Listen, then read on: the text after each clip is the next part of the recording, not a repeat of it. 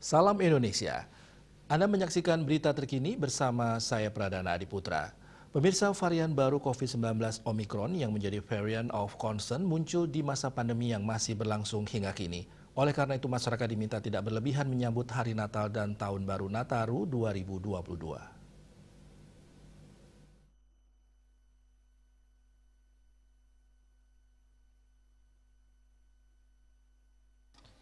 Kasatpol PP Kota Denpasar yang juga Ketua Tim Justisi Denpasar IDW Gede Anom Sayoga mengatakan pihaknya khawatir masyarakat khususnya generasi muda merayakan malam tahun baru 2022 berlebihan. Kalau ada yang ingin merayakan agar menyesuaikan di masa pandemi COVID-19 tanpa mengabaikan protokol kesehatan. Anom Sayoga menambahkan pihaknya bersama Dinas Perhubungan di Sub Kota Denpasar, TNI dan Polri yang tergabung dalam Tim Justisi berupaya meminimalisir adanya kerumunan saat malam pergantian tahun baru. Pencegahan kerumunan tersebut menyasar pusat keramaian untuk mencegah adanya klaster baru penyebaran virus corona varian baru.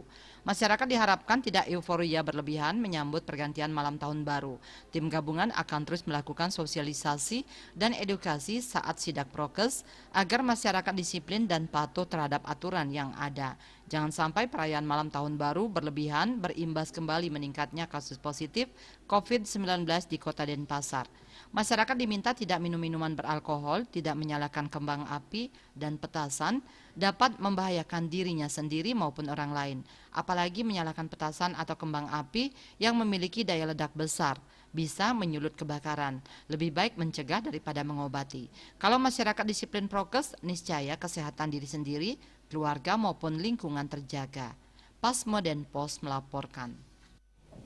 Untuk mencegah penyebaran COVID-19, ingat pesan Ibu selalu terapkan 3M, wajib memakai masker, wajib mencuci tangan, dan wajib menjaga jarak, serta wajib menghindari kerumunan. Dengan penerapan perilaku 3M, Indonesia segera terbebas virus corona menuju Indonesia maju. Pemirsa, update terus informasi Anda dengan subscribe dan like YouTube channel Bali TV @newsbalitv. Tetaplah bersama Bali TV.